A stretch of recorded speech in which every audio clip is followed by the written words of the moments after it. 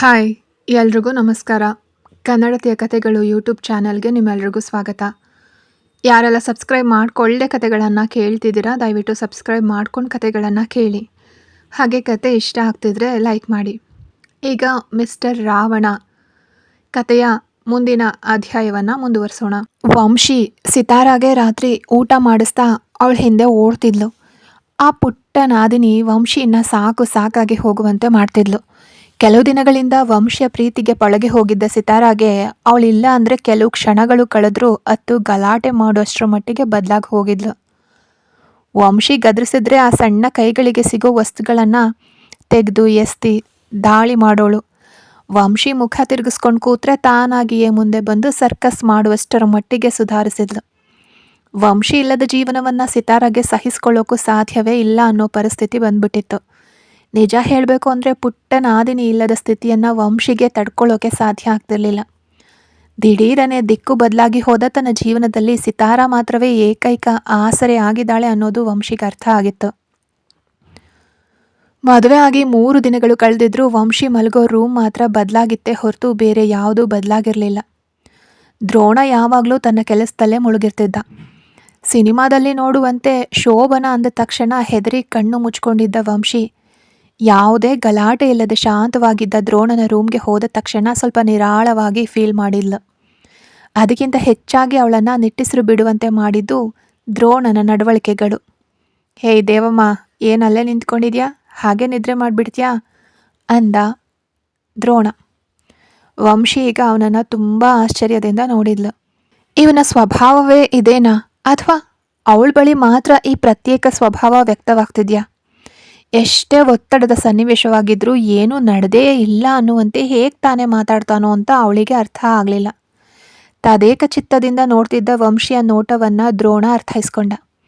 ಅವನೇ ಎದ್ದು ಬಂದು ಬಾಗಿಲು ಮುಚ್ಚಿ ವಂಶಿಯ ಕೈ ಹಿಡಿದು ಹಾಸಿಗೆಯ ಬಳಿ ಕರ್ಕೊಂಡು ಹೋದ.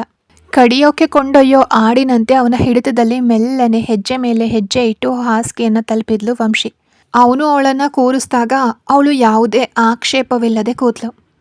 ದ್ರೋಣ ವಂಶಿಯ ಹತ್ರ ಕೂತು ಅವಳ ಮುಖವನ್ನು ಕೈಯಲ್ಲಿ ಹಿಡಿದು ಅವಳ ತುಟಿಯ ಜೇನು ಸವಿಯಲು ಅವಸರವಾಗಿ ಹೋಗುವಾಗ ವಂಶಿಯಲ್ಲಿ ಯಾವುದೇ ಬದಲಾವಣೆ ಇರಲಿಲ್ಲ.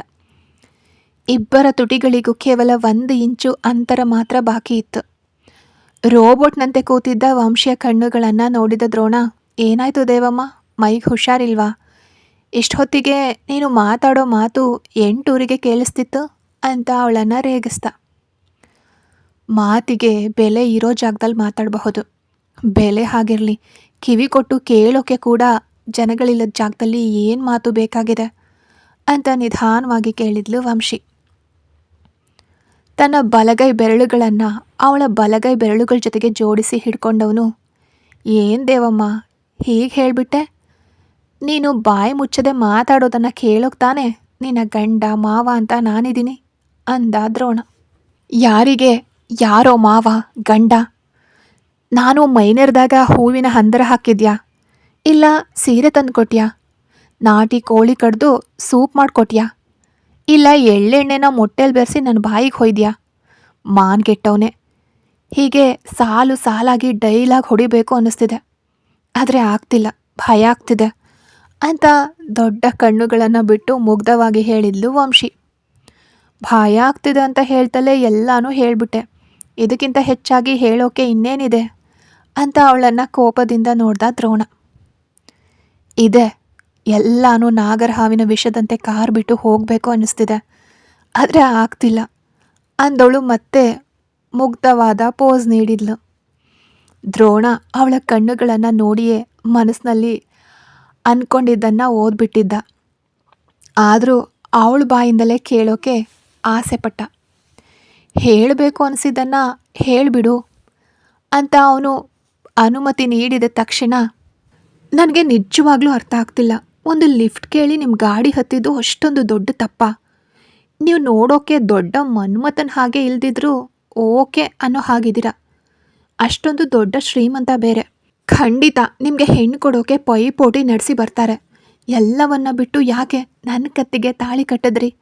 ಬೇಡ ಅಂದ ನನ್ನನ್ನು ದೆವ್ವ ತೋರಿಸಿ ಹೆದರಿಸಿ ಯಾವುದಕ್ಕೆ ಇಷ್ಟೆಲ್ಲ ಡ್ರಾಮಾ?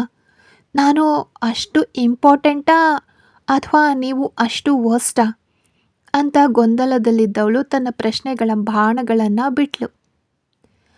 ವಂಶಿ ಹುಟ್ಟಿನಿಂದಲೇ ಸ್ವಲ್ಪ ಮೈಕಟ್ಟು ಉಳ್ಳವಳು. ಅದರಲ್ಲೂ ಅವಳು ಮಾತಾಡುವಾಗ ಕೆನ್ನೆಯಲ್ಲಿ ಬೀಳೋ ಗುಳಿ, ಕಳಂಕರಹಿತ ಮುಖ, ಒಂದು ಮಾತಿಗೆ 10 ಬಾರಿ ಕಣ್ಣುಗಳನ್ನು ಬಿಡಿಸಿ ನವರಸಗಳನ್ನು ತೋರಿಸೋ ಅವಳ ಕಣ್ಣುಗಳು, ಹೀಗೆ ಎಲ್ಲವನ್ನ ತನ್ನ ಹೃದಯದಲ್ಲಿ ತುಂಬಿಕೊಂಡ ದ್ರೋಣ. ಅವಳು ತನ್ನ ಪಾಡಿಗೆ ತಾನು ಮಾತಾಡ್ತಾ ಹೋಗ್ತಿದ್ರೆ ದ್ರೋಣನ ಬೆರಳು ಮೇಲೆದ್ದು ವಂಶಿಯ ಕೆನ್ನೆಗುಳಿಯನ್ನು ಮುಟ್ಟಿತ್ತು. ಮಾತನ್ನು ನಿಲ್ಲಿಸಿ ಮುಖವನ್ನು ಸ್ವಲ್ಪ ಹಿಂದೆ ಎಳ್ಕೊಂಡ್ಲು ವಂಶಿ. ಆಗಲೂ ದ್ರೋಣನ ತೋರು ಬೆರಳು ಅವಳ ಕೆನ್ನೆಯ ಮೇಲಿತ್ತು. ಹೇ ದೇವಮ್ಮ, ಒಮ್ಮೆ ನಗು ಅಂದ ದ್ರೋಣ. ಅವಳು ಅವನನ್ನು ಕೋಪದಿಂದ ನೋಡಿದ್ಲು. ಪ್ಲೀಸ್ ಸ್ವಲ್ಪ ನಗೆ ಬೇಗ ಅಂದ ದ್ರೋಣ. ಈಗ ಇನ್ನೂ ತೀಕ್ಷ್ಣವಾಗಿ ನೋಡಿದ್ಲು ಅವಳು. ನಗು ಅಂದರೆ ನಗು ಅಷ್ಟೆ ಅಂತ ಹಗುರವಾಗಿ ಗದರಿಸ್ತಾ ಅವನು. ನಿಮ್ಮ ಮುಖದಲ್ಲಿ ಏನು ನಗೆಪಾಟಲು ಓಡ್ತಿದ್ಯಾ ನಗೋಕ್ಕೆ? ನನ್ನ ಬದುಕೆ ಇಲ್ಲಿ ನಗೆಪಾಟಲಾಗಿ ಬಿದ್ದಿದೆ, ಇದರಲ್ಲಿ ಪ್ರತ್ಯೇಕವಾಗಿ ಬೇರೆ ನಕ್ಕು ತೋರಿಸ್ಬೇಕಾ ದೊರೆಗೆ ಅಂತ ಸಿಡುಕಿದ್ಲು ವಂಶಿ. ದ್ರೋಣನ ಕಣ್ಣುಗಳಲ್ಲಿ ಆಶ್ಚರ್ಯ ಇತ್ತು. ಕೆಲವರಿಗೆ ನಕ್ಕಾಗ ಮಾತ್ರ ಕೆನ್ನೆಯಲ್ಲಿ ಗುಳಿ ಬೀಳುತ್ತೆ, ಆದರೆ ವಂಶಿ ಮಾತಾಡ್ತಿರೋವಾಗಲೇ ಕೆನ್ನೆಯಲ್ಲಿ ಆಳವಾಗಿ ಗುಳಿ ಬೀಳ್ತಿತ್ತು. ಅವನ ತೋರು ಬೆರಳು ಅವಳ ಕೆನ್ನೆ ಗುಳಿಯಲ್ಲಿ ಮುಳುಗಿ ಹೊಸ ರೀತಿಯ ಅನುಭವವನ್ನು ಅವನಿಗೆ ಉಂಟು ಮಾಡ್ತಿತ್ತು. ವಂಶಿ ಮಾತನ್ನು ನಿಲ್ಲಿಸಿ ಅವನನ್ನು ಕಣ್ಣುಗಳಿಂದಲೇ ಸುಡೋ ಕೆಲಸ ಮಾಡ್ತಿದ್ಲು. ಇದುವರೆಗೆ ವಂಶಿ ನಗೋದನ್ನು ಕೃತಿ ಜೊತೆಗೆ ಮಾತಾಡುವಾಗ ಅಥವಾ ಸಿತಾರ ಜೊತೆಗೆ ಆಟ ಆಡುವಾಗ ಮಾತ್ರ ನೋಡಿದ್ದಾನೆ ದ್ರೋಣ. ಆದರೆ ಅವನ ಬಳಿ ಅವಳು ನಕ್ಕಿದ್ದೇ ಇಲ್ಲ. ಅದಕ್ಕೆ ಸೂಕ್ತ ಸಂದರ್ಭವನ್ನು ಅವನು ಸೃಷ್ಟಿಸೋದೂ ಇಲ್ಲ. ಆದರೆ ತನ್ನನ್ನು ನೋಡಿ ಅವಳು ನಗಬೇಕು ಅಂತ ಅತಿಯಾಗಿ ಆಸೆಪಟ್ಟ. ದಯವಿಟ್ಟು ಸ್ವಲ್ಪ ಕೈ ತೆಗಿತೀರಾ ಅಂತ ವಂಶಿ ಒತ್ತಿ ಹೇಳಿದ ಮೇಲೆಯೇ ಅವಳ ಕೆನ್ನೆಯ ಮೇಲಿದ್ದ ತನ್ನ ಒಂಟಿ ಬೆರಳನ್ನು ತೆಗ್ದ ದ್ರೋಣ. ಹೇಳು ದೇವಮ್ಮ, ಏನೋ ಹೇಳಬೇಕು ಅಂತ ಹೇಳಿದೆ ಅಲ್ವಾ ಅಂತ ಅವನು ಸಹಜವಾಗಿ ಕೇಳಿದಾಗ ವಂಶಿಗೆ ಬಂದ ಕೋಪದಲ್ಲಿ ದಿಂಬನ್ನು ತೆಗೆದು ಅವನಿಗೆ ಬಾರಿಸಿ ತಳ್ಳಿಬಿಟ್ಲು. ನಾನು ನೋಡೋಕ್ಕೆ ನಿನಗೆ ಹೇಗೆ ಕಾಣಿಸ್ತಿದೆ? ಹುಚ್ಚಿ ಥರನಾ? ನಾನು ನನ್ನ ಪಾಡಿಗೆ ಇಷ್ಟೊಂದು ಹೊತ್ತಿನಿಂದ ಕ್ಯೂಡನ್ ಕಿವಿಯಲ್ಲಿ ಊದಿದ ಶಂಕದ ಥರ ನಿನ್ನ ಕಿವಿಯಲ್ಲಿ ಹಾಡು ಹಾಡ್ತಿದ್ರೆ ನೀನು ನೋಡಿದ್ರೆ ಮತ್ತೆ ಮೊದಲಿನಿಂದ ಆರಂಭಿಸ್ತಿದ್ಯಾ. ಈಗ ನಿನಗೇನು ಬೇಕು? ಹೇಗೋ ನನ್ನನ್ನು ಹೆದರಿಸಿ ಮದುವೆ ಆದೆ, ಈಗ ಏನು ಕೆಲಸ ಮಾಡಬೇಕಷ್ಟೇ ತಾನೆ ಅಂತ ತಾನು ಹುಟ್ಟಿದ್ದ ಕಾಟನ್ ಸೀರೆಯನ್ನು ಬಿಚ್ಚಿ ಅವನ ಮುಖದ ಮೇಲೆ ಎಸೆದ್ಲು ವಂಶಿ. ಅವನು ಮಲಗಿರೋ ಭಂಗಿಯಲ್ಲೇ ಅವಳನ್ನು ನೋಡ್ತಾ ಕೂತಿದ್ದ. ಏನು ಹಾಗೆ ನೋಡ್ತಿದ್ದೀರಾ? ಇದಕ್ಕಿಂತ ಹೆಚ್ಚಾಗಿ ನನ್ನಿಂದ ಬಿಚ್ಚೋಕೆ ಸಾಧ್ಯ ಇಲ್ಲ ಅಂದ್ಲು ವಂಶಿ. ನಾನು ನಿನ್ನನ್ನು ಬಿಚ್ಚೋಕೆ ಹೇಳಲೇ ಇಲ್ವಲ್ಲ ಅಂತ ನಿಧಾನವಾಗಿ ತನ್ನ ಮಾತುಗಳನ್ನು ಉಚ್ಚರಿಸ್ತಾ ದ್ರೋಣ. ಏನೋ ಅಂತ ಕಣ್ಣುಗಳನ್ನು ಅರಳಿಸಿದ್ಲು ವಂಶಿ. ದೇವಮ್ಮ, ನನಗೆ ನೀನು ಬೇಕು ನಿಜ. ನಾನು ಕೂಡ ಒಬ್ಬ ಹುಡುಗನೇ. ಆದರೆ ಭಯದಿಂದ ಮೈಯನ್ನು ಕಲ್ಲಿನ ಥರ ಮಾಡಿಕೊಂಡು ನಿನ್ನನ್ನು ನನಗೆ ನೀನು ನೀಡಬಾರ್ದು. ನಾನು ಮುಟ್ಟಿದ್ರೆ ಕಲ್ಲಿನಂತಿರೋ ದೇಹ ನನಗಿಷ್ಟ ಇಲ್ಲ. ನನ್ನ ಕೈ ತಾಗೋದು ಕೂಡ ಬೇಡ. ನನ್ನ ಕಣ್ಣು ನೋಡಿದ್ರೆ ಸಾಕು. ನಿನ್ನ ದೇಹದ ಪ್ರತಿಯೊಂದು ಕಣವೂ ಕೆಂಪಾಗಬೇಕು. ಮೈಯಲ್ಲಿ ಎಲ್ಲ ಭಾಗವೂ ಬಟ್ಟೆಯಿಂದ ಮುಚ್ಚಿರುವಾಗಲೂ ನಿನ್ನನ್ನು ನಾನು ನೋಡುವಾಗ ಹೆದರಿಕೆಯಿಂದ ನನ್ನ ಮುಂದೆ ನಿಲ್ಲುವಂತೆ ನೀನು ನಾಚಿಕೆ ಪಡಬೇಕು. ಆ ನಾಚಿಕೆಯಿಂದ ನನ್ನನ್ನು ನಿಮಿರಿ ನೋಡೋಕ್ಕೆ ಸಾಧ್ಯವಾಗದೆ ನೀನು ನನ್ನನ್ನು ನೋಡಬೇಕು. ಅಂತಹ ಒಂದು ಪರಿಸ್ಥಿತಿಗೆ ಬಂದಾಗ ಮಾತ್ರವೇ ನೀನು ಇಷ್ಟೊತ್ತು ಕರಿತಿದ್ದ ಆ ಘಟನೆ ನಮ್ಮಿಬ್ಬರಿಗೂ ನಡೆಯುತ್ತೆ. ಈಗ ನೀನು ಯಾವುದನ್ನು ನೆನೆದು ಚಿಂತಿಸ್ದೆ ಬಂದು ನಿದ್ರೆ ಮಾಡು ಅಂದ ದ್ರೋಣ. ವಂಶಿ ಆಶ್ಚರ್ಯದಿಂದ ನಿಂತಿರುವಾಗ ದ್ರೋಣ ಕಣ್ಣು ಮುಚ್ಚಿ ತನ್ನ ಜಾಗದಲ್ಲಿ ಮಲಗಿಬಿಟ್ಟ. ಸತ್ಯವಾಗಲೂ ವಂಶಿಗೆ ಮುಂದೆ ಏನು ಮಾಡಬೇಕು ಅಂತಲೇ ಅರ್ಥ ಆಗಲಿಲ್ಲ. ಅವಳನ್ನು ಸುರಕ್ಷಿತವಾಗಿ ಮುಂಬೈಗೆ ಕರೆತಂದಿದ್ದು, ಅವಳನ್ನು ಬಲವಂತವಾಗಿ ಮದುವೆ ಆಗಿದ್ದು, ಯಾವಾಗಲೂ ತನ್ನನ್ನು ಗೊಂದಲದಲ್ಲೇ ಇಟ್ಟಿರೋದು, ಅವಳಿಗೆ ದ್ರೋಣ ಎಂಥವನು ಅಂತ ಊಹಿಸೋಕೆ ಸಾಧ್ಯವಾಗಲಿಲ್ಲ. ಆದರೆ ಈ ಒಂದು ಘಟನೆ ವಂಶಿಯ 7 ಸಮುದ್ರ 7 ಬೆಟ್ಟ ದಾಟಿ ಸುರಕ್ಷಿತವಾಗಿ ಕಬ್ಬಿಣದ ಪೆಟ್ಟಿಗೆಯಲ್ಲಿದ್ದ ಹೃದಯವನ್ನು ಹಗುರವಾಗಿ, ಅತ್ಯಂತ ಹಗುರವಾಗಿ ದೂರದಿಂದ ಸ್ಪರ್ಶಿಸಿತ್ತು. ಸೀರೆನ ಮತ್ತೆ ತನ್ನ ಮೈಗೆ ಸುತ್ತಕೊಳ್ತಾ ಅವನ ಪಕ್ಕದಲ್ಲಿ ಬಂದು ಮಲ್ಕೊಂಡ್ಳು ವಂಶಿ. ಜೀವನದಲ್ಲಿ ಮೊದಲ ಬಾರಿಗೆ ಒಬ್ಬ ಗಂಡಸಿನ ಅತ್ಯಂತ ಹತ್ತಿರದಲ್ಲಿ ಮಲಗಿದಾಳೆ. ಅಸೌಕರ್ಯದ ಸ್ಥಿತಿಯಲ್ಲಿದ್ದ ಕಾರಣ ನಿದ್ರೆ ಬಾರದೆ ಅವಳು ಹೊರಳಾಡ್ತಿದ್ದಾಗ, ಏನು ದೇವಮ್ಮ ನಿದ್ರೆ ಬರ್ತಿಲ್ವಾ? ಬೇಕಾದರೆ ನನ್ನನ್ನು ಅಪ್ಕೋ, ನಾನೇನು ತಪ್ಪಾಗಿ ಭಾವಿಸೋದಿಲ್ಲ ಅಂದ ದ್ರೋಣ. ಮುಂದಿನ ಕ್ಷಣವೇ ವಂಶಿಯಿಂದ ಗೊರಕೆಯ ಶಬ್ದ ಕೇಳಿಸ್ತು. ಅಂದಿನಿಂದ ದ್ರೋಣನ ಜೊತೆಗೆ ಅವನ ಮಲಗುವ ರೂಮನ್ನು ಹಂಚ್ಕೊಳ್ತಿದ್ದಾಳೆ ವಂಶಿ. ಹಗಲೆಲ್ಲ ಸಿತಾರ ಜೊತೆಗೆ ಕಳೀತಿದ್ದ ಅವಳ ಸಮಯ ರಾತ್ರಿಯಲ್ಲಿ ದ್ರೋಣನ ಪಕ್ಕದಲ್ಲಿ ಅರೆಬರೆ ನಿದ್ರೆಯೊಂದಿಗೆ ಕಳೀತಿತ್ತು. ಯಾಕೆ ಏನು ಅಂತ ತಿಳಿಯದೆ ಅವಳ ಸಮಯ ರೆಕ್ಕೆ ಕಟ್ಕೊಂಡು ಹಾರ್ತಿರುವಾಗ ತೀವ್ರ ಕೋಪದೊಂದಿಗೆ ಅವಳನ್ನು ಎದುರು ನೋಡ್ತಾ ಬಂದರು ಶಾಂತ. ವಂಶಿ ಮನೆಗೆ ಬಂದ ಒಂದೆರಡು ದಿನಗಳಲ್ಲಿ ಶಾಂತ ವಿದೇಶ ಪ್ರವಾಸಕ್ಕೆ ಹೋಗ್ಬಿಟ್ಟಿದ್ರು. ಅವರಿಗೆ ದ್ರೋಣ ಮತ್ತು ವಂಶಿಯ ಮದುವೆ ವಿಷಯವನ್ನು ಯಾರೂ ತಿಳಿಸಿರಲಿಲ್ಲ. ಶಾಂತ ಯಾರು ಅಂತ ಕೇಳಿದ್ದಕ್ಕೆ ಕೃತಿ ಮೌನವನ್ನೇ ಉತ್ತರವಾಗಿ ನೀಡಿದ್ಲು. ಸಿತಾರ ಚೆನ್ನಾಗಿ ನಿದ್ರಿಸ್ತಿದ್ದಾಳೆ ಅಂತ ಖಚಿತಪಡಿಸ್ಕೊಂಡ ನಂತರ ನೀರು ತರೋಕೆ ಅಂತ ಕೆಳಗಡೆ ಬಂದಿದ್ಲು ವಂಶಿ. ಆಗ ಅವಳ ಮುಂದೆ ತೀವ್ರ ಕೋಪದಿಂದ ಬಂದು ನಿಂತರು ಶಾಂತ. ಎಲ್ಲೋ ಬಿದ್ದ ಬೀದಿ ನಾಯಿ ನನ್ನ ಮನೆಯಲ್ಲೇ ಹಾಸಿಗೆ ಹಾಸಿ ಮಲ್ಕೊಂಬಿಟ್ಯಾ? ಏನೇ ಹೆಂಗಸಿನ ಸುಖಕ್ಕೆ ಆಸೆಪಟ್ಟು ಅವನನ್ನು ನಿನ್ನನ್ನು ಮದುವೆ ಆದ್ನಾ? ಇಲ್ಲ, ಗಂಡಸಿನ ಮಾತಿಗೆ ಆಸೆಪಟ್ಟು ನೀನು ಅವನನ್ನು ಮದುವೆ ಆದ್ಯಾ? ಮುಖ ನೋಡು ಮುಖ, ಮೂದೇವಿ ಶನಿ. ಕೊನೆಗೆ ನನ್ನ ಮನೆಗೆ ಬಂದು ಅಧಿಕಾರವನ್ನು ಕೈಗೆ ತೆಗೆದುಕೊಂಡ್ಬಿಟ್ಯಾ? ಇದೆಲ್ಲ ನಿನಗೆ ಅವನು ಕೊಟ್ಟ ಧೈರ್ಯ ತಾನೆ? ಮರ್ಯಾದೆಯಿಂದ ಅವನು ಕಟ್ಟಿ ತಾಳಿನ ಕಳ್ಚಿಕೊಟ್ಟು ಈ ಕ್ಷಣವೇ ಈ ಮನೆ ಬಿಟ್ಟು ಆಚೆ ಹೋಗು ಅಂದರು ಶಾಂತ. ಶಾಂತ ಮಾತಾಡಿದ್ದನ್ನು ಆಘಾತದಿಂದ ಕೇಳ್ತಿದ್ದ ವಂಶಿ ಸ್ವಲ್ಪ ಸಮಯದ ನಂತರ ಗಮನಿಸಿದ್ಲು ಶಾಂತ ತನ್ನ ತಾಳಿಯನ್ನು ಕೈಯಲ್ಲಿ ಹಿಡ್ಕೊಂಡಿರೋದನ್ನು. ಇದು ನನ್ನ ಮನೆ, ಮನೆ ಬಿಟ್ಟು ಹೊರಗಡೆ ಹೋಗೆ ಅಂತ ಶಾಂತ ಅತಿಯಾದ ಕೋಪದಲ್ಲಿ ಕಿರುಚಾಡಿದಾಗ ವಂಶಿಗೆ ತುಂಬ ಅವಮಾನ ಆಯಿತು. ದ್ರೋಣನ ತಾಯಿನ ಏನು ಹೇಳಿ ಸಮಾಧಾನ ಪಡಿಸೋದು ಅಂತ ಅವಳು ಯೋಚಿಸ್ತಿದ್ದಾಗ ತನ್ನ ತಾಳಿ ಶಾಂತ ಕೈಯಲ್ಲಿದೆ ಅನ್ನೋದನ್ನು ಗ್ರಹಿಸೋಕ್ಕೆ ಸ್ವಲ್ಪ ತಡ ಆಯಿತು ವಂಶಿಗೆ.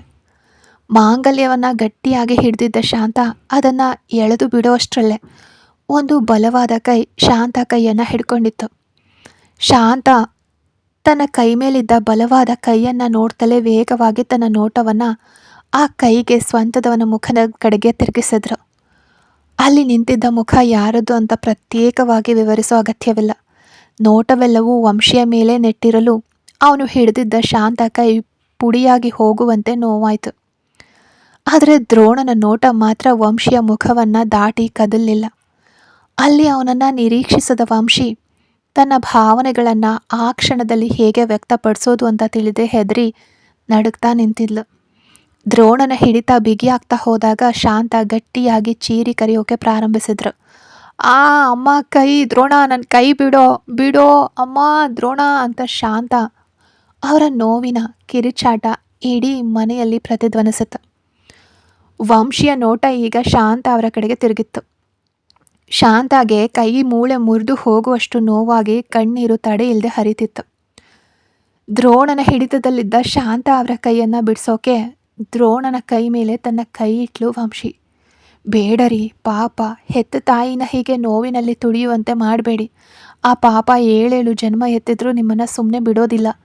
ಅಯ್ಯೋ ಅವ್ರು ಅಳ್ತಿದ್ದಾರೆ, ಕೈ ತೆಗೀರಿ ಅಂತ ವಂಶಿ ಶಾಂತ ಕೈಯನ್ನು ದ್ರೋಣನ ಹಿಡಿತದಿಂದ ಬಿಡಿಸೋಕೆ ತನ್ನಿಂದಾದ ಪ್ರಯತ್ನಗಳನ್ನೆಲ್ಲ ಮಾಡಿದ್ಲು. ಆದರೆ ಅದೆಲ್ಲವೂ ವ್ಯರ್ಥವಾಯಿತು. ಇಷ್ಟೆಲ್ಲ ನಡೆದ ಮೇಲೆಯೂ ವಂಶಿಯ ಮುಖದಲ್ಲಿದ್ದ ನೋಟವನ್ನು ಹಿಂತೆಗೆದುಕೊಳ್ಳದೆ ಇದ್ದವನು ಟಪ್ಪಂತ ಶಬ್ದದೊಂದಿಗೆ ಶಾಂತ ಚೀರಿದ ಶಬ್ದ ಕೇಳಿದ ಮೇಲೆಯೇ ಅವ್ರ ಕೈಯನ್ನು ಬಿಟ್ಟ. ಶಾಂತ ಅವರ ಮಣಿಕಟ್ಟಿನ ಮೂಳೆ ಮುರಿದು ಹೋಗಿತ್ತು. ಶಾಂತ ಕೈಯನ್ನು ಹಿಡ್ಕೊಂಡು ನೆಲದ ಮೇಲೆ ಹೊರಳಾಡಿ ಅಳ್ತಿದ್ದಾಗ ವಂಶಿಯವರನ್ನು ಆಶ್ಚರ್ಯದಿಂದ ನೋಡ್ತಿರೋವಾಗಲೇ ದೂರದಲ್ಲಿ ನಿಂತಿದ್ದ ಕೃತಿಯನ್ನು ಒಮ್ಮೆ ನೋಡ್ದ ದ್ರೋಣ. ಆ ನೋಟಕ್ಕೆ ಓಡು ಬಂದು ಅವನ ಮುಂದೆ ನಿಂತ ಕೃತಿ. ನೋಡ್ಕೋ ಅಂತ ಹಲ್ಲು ಕಡ್ದು ಒಂದು ಮಾತನ್ನು ತೋರಿದವನು ಜೀವಂತ ಪ್ರತಿಮೆಯಂತೆ ನಿಂತಿದ್ದ ವಂಶಿಯ ಕೈ ಹಿಡಿದು ಎಳ್ಕೊಂಡು ಮಹಡಿ ಏರಿ ತನ್ನ ರೂಮಿಗೆ ಹೋದ. ಎಳ್ಕೊಂಡು ಬಂದ ವೇಗಕ್ಕೆ ಅವಳನ್ನು ರೂಮ್ ಒಳಗಡೆ ತಳ್ಳಿದಾಗ 2 ಸುತ್ತು ತಿರುಗಿ ಕಾಲೂರಿ ತನ್ನನ್ನು ಕಂಟ್ರೋಲ್ ಮಾಡಿಕೊಂಡ್ಳು ವಂಶಿ. ಅವಳಿಗೆ ಇಷ್ಟೊತ್ತು ಕಣ್ಣಾರ ನೋಡಿದ್ದನ್ನು ನಂಬೋಕೆ ಸಾಧ್ಯವಾಗಲಿಲ್ಲ. ಹೆತ್ತ ತಾಯಿಯ ಕೈಯನ್ನೇ ಮುರಿಯೋನು ಎಷ್ಟೊಂದು ದೊಡ್ಡ ಕ್ರೂರಿಯಾಗಿರಬೇಕು. ಅವಳ ಈ ಪ್ರಶ್ನೆಗಿಂತ ದೊಡ್ಡದಾಗಿ ದ್ರೋಣ ಅವಳನ್ನು ನೋಡಿದ ನೋಟ. ಇಂತಹ ನೋಟವನ್ನು ಅವಳು ಇದುವರೆಗೆ ದ್ರೋಣನಲ್ಲಿ ಕಂಡಿರಲೇ ಇಲ್ಲ. ಸಂಪೂರ್ಣವಾಗಿ ಆ ನೋಟದಲ್ಲಿ ಕ್ರೂರತೆ ಮತ್ತು ಕೋಪ ಮಾತ್ರವೇ ಇತ್ತು. ತಾನು ಏನು ಮಾಡಿದೆ ಅಂತ ಯೋಚಿಸ್ತಿರುವಾಗಲೇ ವೇಗವಾಗಿ ಅವಳ ಹತ್ರಕ್ಕೆ ಬಂದ ದ್ರೋಣ. ಅವನ ಕಣ್ಣುಗಳಲ್ಲಿ ಕಂಡ ಆ ಆಕ್ರೋಶವನ್ನು ನೋಡಿ ಹೆದರಿದವಳು ತಾನೇ ತನಗೆ ಅರಿಯದೆ 2 ಅಡಿ ಹಿಂದೆ ಸರಿದ್ಲು ವಂಶಿ. ಬಂದ ಕೋಪದಲ್ಲಿ ಅವಳ ಹೆಗಲನ್ನು ಹಿಡ್ಕೊಂಡ ದ್ರೋಣ. ಆ ಹೆಂಗಸು ನಿನ್ನ ತಾಳಿ ಮೇಲೆ ಕೈ ಇಡ್ತಿದ್ದಾಳೆ, ನೀನೇನು ಬಾಯಿ ನೋಡ್ಕೊಂಡು ನಿಂತಿದ್ಯಾ? ಹಾಗಾದ್ರೆ ನಿನ್ನ ಮನಸ್ಸಿನಲ್ಲಿ ಏನು ನೋಡ್ತಿದೆ? ಈ ತಾಳಿ ನಿನ್ನ ಕತ್ನಲ್ಲಿ ಇರೋದು ಒಂದೇ, ಇಲ್ಲದೆ ಹೋಗೋದು ಒಂದೇ. ಹೇಗೋ ಇದು ನಿನ್ನ ಕತ್ತಿನಿಂದ ಕಳ್ಚಿದ್ರೆ ಸಾಕು ಅಂತ ಯೋಚಿಸಿದ್ಯಾ ಅಂತ ಅವಳನ್ನು ಹಿಡಿದು ಅಲ್ಗಾಡಿಸಿದ. ಅಲ್ಲಾಡಿಸುವಿಕೆಯಲ್ಲಿ ವಂಶಿಯ ಮೂಳೆಗಳು ಮುರಿಯದೆ ಉಳಿದಿದ್ದೇ ದೊಡ್ಡ ವಿಷಯ. ಮಾತಾಡೋಕ್ಕೂ ಧೈರ್ಯ ಇಲ್ಲದೆ ಅವನ ಹುಚ್ಚುತನವನ್ನು ಕಂಡು ಹೆದರಿ ಅವಳು ಕಣ್ಣು ಬಿಟ್ಟಾಗ, ನಾನು ಕೇಳಿದ್ರೆ ಉತ್ತರ ಹೇಳೆ, ಬಾಯಿಗೆ ಬಾಯಿ ಎದುರಿಸಿ ಮಾತಾಡ್ತೀಯಲ್ಲ, ಈಗೆಲ್ಲಿ ಹೋಯ್ತು ಆ ಬಾಯಿ ಅಂದ ದ್ರೋಣ. ವಂಶಿ ಅವನ ಪ್ರಶ್ನೆಗೆ ಉತ್ತರ ನೀಡೋಕೆ ಇಷ್ಟಪಡ್ತಿದ್ದಾಳೆ. ಆದರೆ ಇದುವರೆಗೆ ಕಣ್ಣಾರ ನೋಡದ ಅವನ ಕೋಪ ಅವಳ ನಾಲಿಗೆಯನ್ನು ಕಟ್ಟಾಕಿತ್ತು. ಅವಳಿಂದ ಉತ್ತರ ಸಿಗದೆ ಸೋತು ಹೋದವನು ಬಂದ ಕೋಪದಲ್ಲಿ ವಂಶಿನ ತಳ್ಳಿಬಿಟ್ಟ. ನೆಲದ ಮೇಲೆ ಬಿದ್ದವಳಿಗೆ ಮೊಣಕೈಗೆ ಬಲವಾದ ಪೆಟ್ಟು ಬಿತ್ತು. ಪಾ ಅಂತ ನೋವಿನ ಶಬ್ದ ಅವಳಿಂದ ಬಂತು. ಎಡಗೈ ಮೊಣಕೈಯನ್ನು ಬಲಗೈಯಿಂದ ಹಿಡ್ಕೊಂಡು ಹಾಗೆ ನೆಲದ ಮೇಲೆ ಕೂತುಬಿಟ್ಲು. 2 ಅಂಗೈಗಳನ್ನು ಮಡಚಿ ಕಣ್ಣು ಮುಚ್ಚಿ ದೀರ್ಘ ಶ್ವಾಸ ತೆಗೆದುಕೊಳ್ತಿದ್ದ ದ್ರೋಣ. ಅವನ ಆ ನೋಟ ದ್ರೋಣನ ಮನಸ್ಸಿನಲ್ಲಿ ಉರಿತಾ ಇರೋ ಕೋಪದ ಪ್ರಮಾಣವನ್ನು ತೋರಿಸ್ತಿತ್ತು. ಅವರು ನಿಮ್ಮಮ್ಮ ದಿಢೀರಂತ ನಾನು ಮುಂದೆ ಬಂದು ಅವರು ಹಾಗೆ ಕಿರ್ಚಾಡಿದಾಗ ಏನು ಮಾಡಬೇಕು ಅಂತಲೇ ನನಗೆ ತಿಳಿಲಿಲ್ಲ ಅಂತ ತುಟಿಗಳಿಗೂ ನೋವಾಗುವಷ್ಟು ಮೆಲ್ಲನೆಯ ಧ್ವನಿಯಲ್ಲಿ ತನ್ನ ಪರಿಸ್ಥಿತಿಯನ್ನು ವಿವರಿಸಿದ್ಲು ವಂಶಿ. ಅವಳ ವಿವರಣೆಯನ್ನು ಕೇಳಿ ಕಣ್ಣುಗಳನ್ನು ಮೆಲ್ಲಗೆ ತೆರೆದವನು ಕೋಪದ ನೋಟವನ್ನು ಅವಳ ಕಡೆಗೆ ತಿರುಗಿಸಿ, ಹಾಗಾದ್ರೆ ತಾಳಿಯನ್ನೇ ಹರಿದು ಹಾಕಿದ್ರೂ ಸುಮ್ಮನೆ ನಿಂತಿರ್ತಿದ್ಯಾ ಅಂತ ಕೇಳ್ದ ದ್ರೋಣ. ಪಟ್ಟಂತ ಅವನನ್ನು ನಿಮಿರಿ ನೋಡಿದ ವಂಶಿ, ಒಂದೇ 1 ನಿಮಿಷ ನೀವು ತಡವಾಗಿ ಬಂದಿದ್ರು ನನ್ನ ರಿಯಾಕ್ಷನ್ ಹೇಗಿರ್ತಿತ್ತು ಅಂತ ನಿಮಗೆ ಗೊತ್ತಾಗಿರ್ತಿತ್ತು. ಸಿಟಿಯಲ್ಲಿ ಹುಟ್ಟಿ ಬೆಳೆದ ನಿಮಗೆ ತಾಳಿ ಸೆಂಟಿಮೆಂಟ್ ಇಷ್ಟೊಂದು ಇರೋವಾಗ, ನಾನು ಹುಟ್ಟಿದ್ದು ಪಕ್ಕ ಹಳ್ಳಿ. ಸಣ್ಣ ವಯಸ್ಸಿನಿಂದ ಪ್ರತಿಯೊಂದಕ್ಕೂ ಶಾಸ್ತ್ರ ಸಂಪ್ರದಾಯ ನೋಡೋ ಜಾತಿಗೆ ಸೇರಿದವರು ನಾವು. ನನಗೆ ಹೇಗಿರ್ತಿತ್ತು? ನಿಮ್ಮನ್ನು ಯಾರು ಮಧ್ಯದಲ್ಲಿ ಬರೋಕ್ಕೆ ಹೇಳಿದ್ದು? ನೀವು ಮಾತ್ರ ಹಂಗೆ ಮಧ್ಯದಲ್ಲಿ ಬರದೇ ಇದ್ದಿದ್ರೆ ನಿಮ್ಮ ಅಮ್ಮಂಗೆ ನಾನು ಯಾರು ಅಂತ ಗೊತ್ತಾಗ್ತಿತ್ತು. ಒಳ್ಳೆ ಫೈಟಿಂಗ್ ಸೀನ್ ಒಂದನ್ನು ನೀವು ನೋಡ್ತಿದ್ರಿ. ಹೆಂಗಸರ ಜಗಳದಲ್ಲಿ ಮಧ್ಯ ಬಂದಿದ್ದು ನೀವು ಅನ್ಲು ವಂಶಿ ಧೈರ್ಯ ತಂದ್ಕೊಂಡು. ಧೈರ್ಯವಾಗಿ ದ್ರೋಣ ಕೇಳಿದ ಪ್ರಶ್ನೆಗೆ ಉತ್ತರವನ್ನು ಕೊಟ್ಲು. ಅವಳನ್ನೇ ದ್ರೋಣ ಕೋಪದಿಂದ ನೋಡ್ತಿರುವಾಗ, ಏನೇ ಹೇಳಿ ಆದರೂ ನೀವು ಮಾಡಿದ ತಪ್ಪು. ಏನೇ ಆದರೂ ಅವರು ನಿಮ್ಮಮ್ಮ, ಅವ್ರ ಕೈಯನ್ನೇ ಮುರಿದ್ಬಿಟ್ರಲ್ಲ, ನಿಮಗೇನಾದರೂ ಮನಸ್ಸಾಕ್ಷಿ ಇದೆಯಾ? ಆ ಕೈಯಿಂದ ತಾನೇ ನಿಮಗೆ ಊಟ ಮಾಡಿಸಿರ್ತಾರೆ. ಆ ಕೈಯನ್ನೇ ಮುರಿದ್ಬಿಟ್ರಲ್ಲ, ಅವ್ರ ಮನಸ್ಸಿಗೆ ಎಷ್ಟು ವೇದನೆ ಆಗತ್ತೆ. ತಾಳಿ ಕಟ್ಟಿ ಈ ಮನೆಗೆ ಸೊಸೆಯಾಗಿ ಬಂದ ವೇಗದಲ್ಲೇ ಅತ್ತೆ ಕೈ ಮುರಿಯುವಂತೆ ಮಾಡಿದೆ ಅಂತ ಊರು ಪ್ರಪಂಚ ನನ್ನನ್ನು ತಾನೇ ತಪ್ಪಾಗಿ ಮಾತಾಡುತ್ತೆ. ನಿಮಗೇನು, ಹೋಗೋ ದಾರಿಯಲ್ಲಿ ಟಪ್ ಅಂತ ಒಂದು ಮೂಳೆ ಮುರಿದು ಹಾಕಿ ಹೊರಟ್ಬಿಡ್ತೀರಿ. ಎಲ್ಲಿ ಹೋಗಿ ಆ ಮೂಳೆಯನ್ನು ಅಂಟಿಸ್ತೀರಿ ನೋಡಿ. ಹೆತ್ತಮ್ಮನಿಗೆ ಈ ಪರಿಸ್ಥಿತಿ ಬಂದರೆ ಇನ್ನು ನಾಳೆ ದಿನ ನಾನು ಏನಾದರೂ ಮಾಡಿಬಿಟ್ರೆ ನನ್ನನ್ನು ಹೊಡೆದು ಕೊಂದು ಈ ಮನೆ ತೋಟದಲ್ಲಿ ಹೂತು ಹಾಕಿ ಬಿಡ್ತೀರಾ ಅನಿಸುತ್ತೆ. ಯಾರಿಗೊತ್ತು, ಯಾರೋ ತಿಳಿಯದ ನನ್ನನ್ನು ಅವಸರವಾಗಿ ಮದುವೆ ಆಗೋಕ್ಕೆ ಕಾರಣ ಬಲಿ ಕೊಡೋಕ್ಕೆ ಕೂಡ ಇರಬಹುದಲ್ವಾ? ಆ ದೇವರಿಗೆ ಗೊತ್ತು. ಹೀಗೆ ಹೆತ್ತವರ ಶಾಪ ಹಾಕಿಸ್ಕೊಂಡ್ಬಿಟ್ರಲ್ಲ, ನೀವೆಲ್ಲ ಚೆನ್ನಾಗಿರ್ತೀರ ನಿಜವಾಗ್ಲೂ ಅಂದ್ಲು ವಂಶಿ. ಆ ಹೆಂಗಸು ನನ್ನಮ್ಮ ಅಲ್ಲ ಅಂತ ಇಡೀ ರೂಮ್ ಅದರುವಂತೆ ಕಿರಿಚಿದ ದ್ರೋಣ. ಏನೋ ಅಂತ ಆಘಾತಗೊಂಡ್ಲು ವಂಶಿ. ಅವರೇ ನಿಮ್ಮಮ್ಮ ನಿಮ್ಮನ್ನು ಹೆತ್ತವರು ಅಂತ ಕೃತಿ ಹೇಳಿದ್ಲಲ್ಲ ಅಂತ ಆಘಾತ ತಿಳಿಯಾಗದ ಧ್ವನಿಯಲ್ಲೇ ಕೇಳಿದ್ಲು ವಂಶಿ. ನಿಂತಿದ್ದ ದ್ರೋಣ ವಂಶಿ ಮುಂದೆ ಮಂಡಿಯೂರಿ ಕೂತ. ಸ್ವಲ್ಪ ಸಮಯದ ಹಿಂದೆ ಕೋಪದ ಕಣ್ಣುಗಳನ್ನು ಹೊಂದಿದ್ದ ಅವನ ನೋಟ ಈಗ ಹೇಳತೀರದ ದುಃಖದಲ್ಲಿ ಮುಳುಗಿತ್ತು. ಅವನ ಕೋಪವನ್ನು ಕ್ಷಣದಲ್ಲಿ ನಿಭಾಯಿಸಬಲ್ಲ ವಂಶಿಗೆ ದ್ರೋಣನ ವೇದನೆ ತುಂಬಿದ ಕಣ್ಣುಗಳನ್ನು ನೇರವಾಗಿ ನೋಡೋಕ್ಕೂ ಕೂಡ ಸಾಧ್ಯವಾಗಲಿಲ್ಲ. ಹೃದಯದ ಒಳಗೆ ಒಂದು ಸಣ್ಣ ನೋವು ಉಂಟಾಯಿತು. ವಂಶಿಯ ಬಲಗೈ ಮೆಲ್ಲನೆ ಮೇಲೆದ್ದು ದ್ರೋಣನ 2 ಕೈಗಳನ್ನು ಸೇರಿಸಿ ಹಿಡಿದುಕೊಂಡಿತ್ತು. ಅದೊಂದೇ ಸಾಕು ಅನ್ನುವಂತೆ ಅವಳ ಕೈಯನ್ನು ತನ್ನ ಎರಡೂ ಕೈಗಳಲ್ಲಿ ಹಿಡ್ಕೊಂಡವನು ಅವಳ ಕೈ ಮೇಲೆ ಹಣೆಯನ್ನಿಟ್ಟು ಸ್ವಲ್ಪ ಸಮಯ ಮೌನದಲ್ಲೇ ಮುಳುಗಿದ್ದ ದ್ರೋಣ. ಕತೆ ಮುಂದುವರಿಯುತ್ತೆ.